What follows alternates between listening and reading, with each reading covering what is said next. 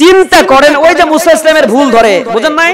মুসার বিরুদ্ধে যেমন করে লাগছিল, আমাদের আল্লাহর বিরুদ্ধে যেমন করে লাগছে, এই গোষ্ঠীর দল মিজানুর রহমান আজহারের বিপক্ষে লাগে তার জনপ্রিয়তা দেখে হিংসা করে এরকম কার্যক্রম পরিচালনা করছে। কথা বল ঠিক কিনা?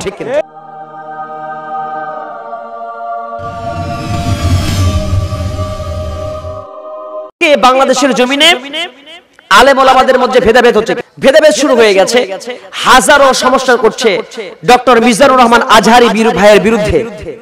দেখেন আজকে কি একটা অবস্থা, মিজানুর রহমান আজহারি ভাইয়ের লোক বেশি হয়, মাহফিলে লোক জায়গা দেয়া যায় না, 10 লক্ষের অধিক লোক জায়গা দেয়া যাচ্ছে না, অধিক জমায়েত হচ্ছে।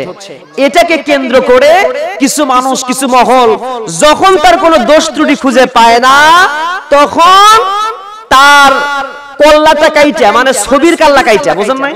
ছবির কল্লা কাইটা একটা মূর্তির সাথে লাগাইছে, মূর্তির সাথে লাগাইয়া বুঝাচ্ছে যে দেখো মিজানুর রহমান হুজুর এত ভণ্ড। নাউজুবিল্লাহ বলেন যে মূর্তির সাথে ছবি তুলছে, নাউজুবিল্লাহ বলবেন না?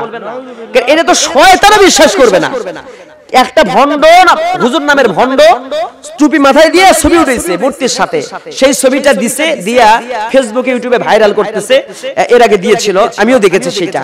সেই ছবিটা কাটিং করে এডিট করে মিজানুর রহমান ভাইয়ের, আজহারি ভাইয়ের মাথার সেই অংশটা কেটে ওর উপরে লাগাই দিয়ে বোঝাচ্ছে মূর্তির সাথে মিজানুর রহমান আজহারি হুজুর ছবি তুলে।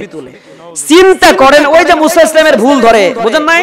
মুসার বিরুদ্ধে যেমন করে লাগছিল, আমাদের আল্লাহর বিরুদ্ধে যেমন করে লাগছে, এই গোষ্ঠীর দল মিজানুর রহমান আজহারের বিপক্ষে লাগে তার জনপ্রিয়তা দেখে হিংসা করে এরকম কার্যক্রম পরিচালনা করছে। কথা বল ঠিক কিনা? জোরে বলেন ঠিক কিনা? জাতি এত বোকা বানানো যাবে না, মুসলমান সচেতন, তারা এখন অনেক সচেতন কনসাস। এভাবে মিজানুর রহমান আজহারি ভাইয়ের বিপক্ষে বলে তাকে, তার বিরুদ্ধে বলে লাভ হবে না। আমার